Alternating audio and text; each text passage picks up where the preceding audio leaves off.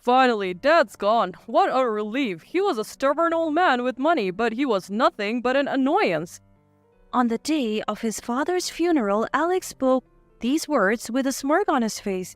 How could you say something like that? You had debts that Dad took over. Shut up. He wouldn't die and kept costing me money in hospital bills. Now I can use his money as I please. How dare you? You relied on Dad all this time. Say whatever you want. You don't have anyone on your side anymore, you good for nothing. Should just leave. Brother-in-law, how could you? William also scolded Alex, but their sister-in-law present at the scene laughed and commanded us. Marriage doesn't make you a family. I bet even your father-in-law wouldn't want outsiders at his funeral. You should leave immediately. Her words snapped something inside me. To insult my father and deny my ties? These people are rotten to the core.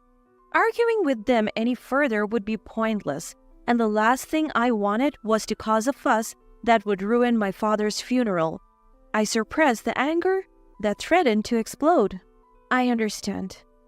I barely managed to say that much before I decided to give up my final farewell to my father and leave. I vowed never to associate with these people again. My name is Lily. I work as a nurse in a children's hospital. I married William, a radiologic technologist I met at work a few years ago.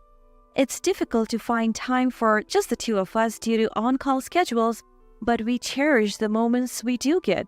Being a radiologic technologist is a significant responsibility as imaging is crucial for diagnosing and treating patients' diseases. Handling dozens of imaging tasks every day and capturing even the smallest abnormalities come with considerable pressure. Despite the demanding job, I respect William for his hard work every day. He tells me he admires my dedication, always making time to communicate with our patients and their guardians despite my busy schedule. Once upon a time, I could hardly believe I would be of such help to others, nor did I dream that such happy days were in my future. My father worked for a major trading company. When I was a child, he often worked abroad, leaving my mother, Alex, and me to fend for ourselves at home. In that setup, my mother and Alex treated me like a servant. Didn't I tell you to clean this up? You're so useless. Hey Lily, go get me a juice now. You've got a minute. This kind of harsh language and ordering around was all too common. My mother, adoring Alex, treated me as if I was nothing but a nuisance. Seeing my mother's attitude, Alex grew up to be the type to boss me around. As a child, I tried my best to meet their expectations, but contrary to my efforts, both my mother and Alex continued to belittle me. Even when my father returned from his overseas assignment when I was in high school, their attitudes didn't change. My father tried to defend me, but my mother and Alex blamed him. I raised these two all by myself while you were gone. You didn't lift a finger to help, and now you're going to complain? Just because you're back now doesn't mean you get to play dad. We have our own dynamics here. We managed fine without you. Don't act all high and mighty. My father argued with them, but no resolution came. Then the focus of their anger shifted from my father, who provided for the family, to me. Seeing this, my father couldn't confront my mother and Alex, fearing it would make things worse for me.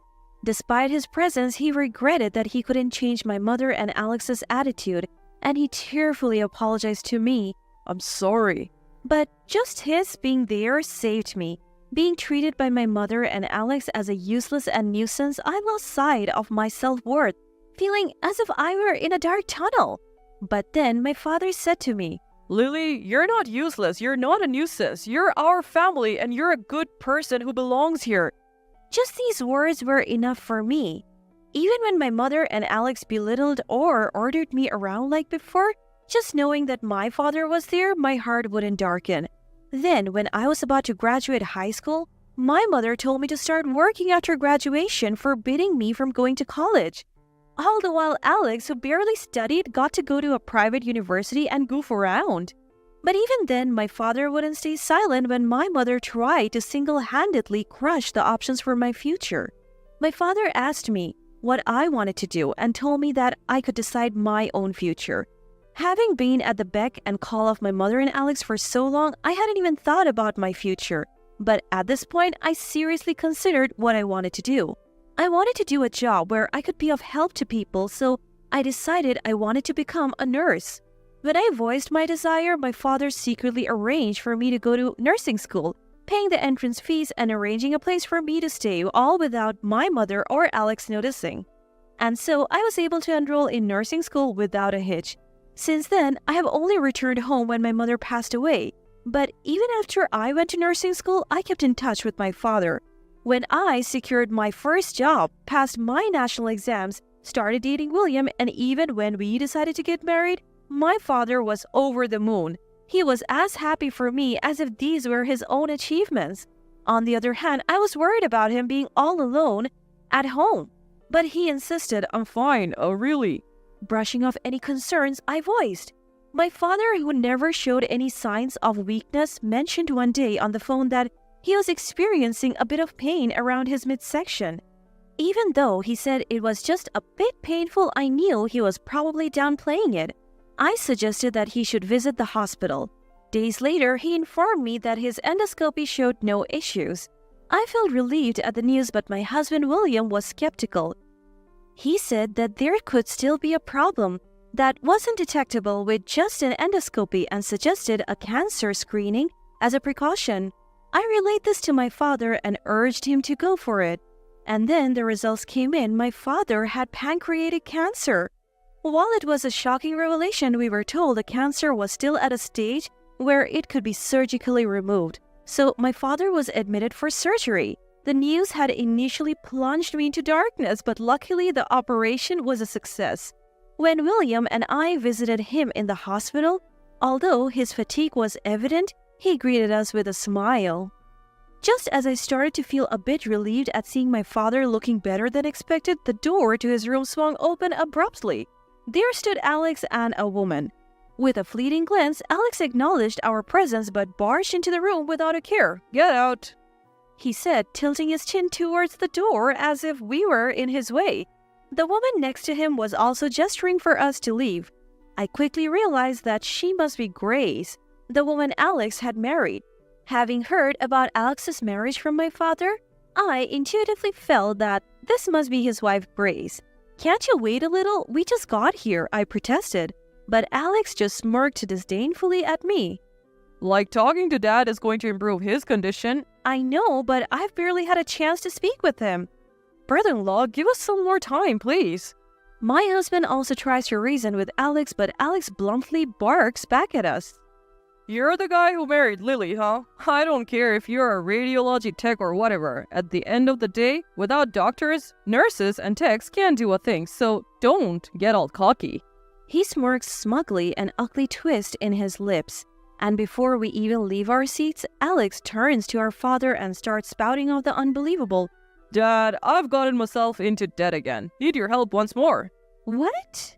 Shocked at Alex's words, I can't help but let out a gasp.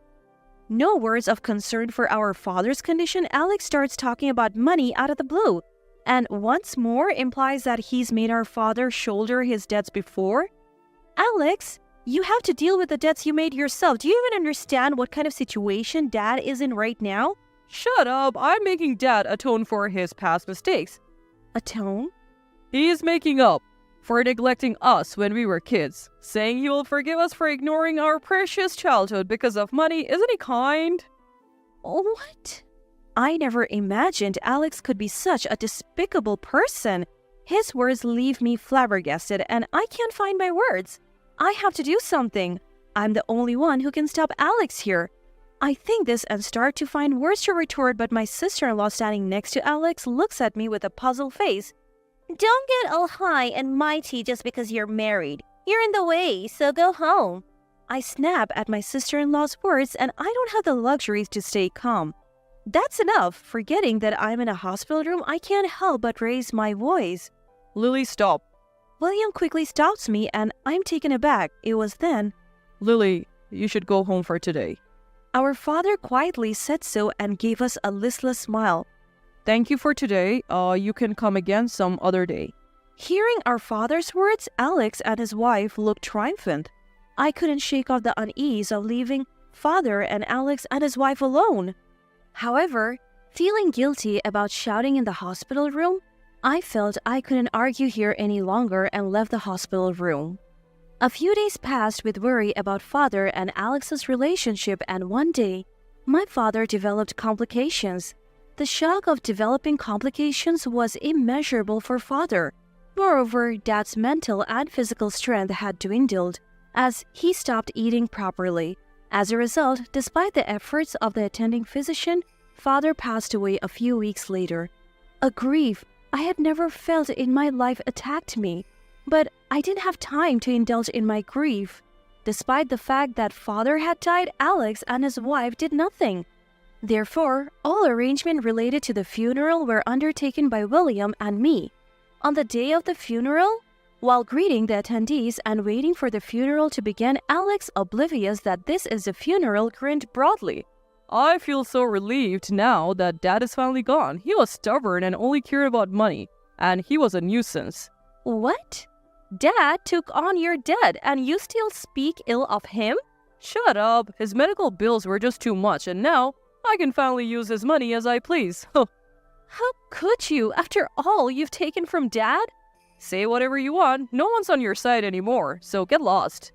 My own brother-in-law, I can't believe this. Even as William defended me, our sister-in-law smirked and gestured us away. Married into the family doesn't mean you're actually part of it. I bet even your father-in-law wouldn't want outsiders sticking around. Go home. Hearing her words, something inside me snapped. To disrespect my father and to dismiss my connection to this family? These people were beyond redemption. There was no point in arguing with them. And the last thing I wanted was to disrupt Dad's funeral with a scene. I swallowed down my boiling anger. Fine. I forced the words out and decided to leave, giving up my final farewell with Dad. I vowed never to deal with these people again. But the next day, my phone was flooded with calls from Alex and his wife. I had a hunch about what they wanted, but I ignored them all.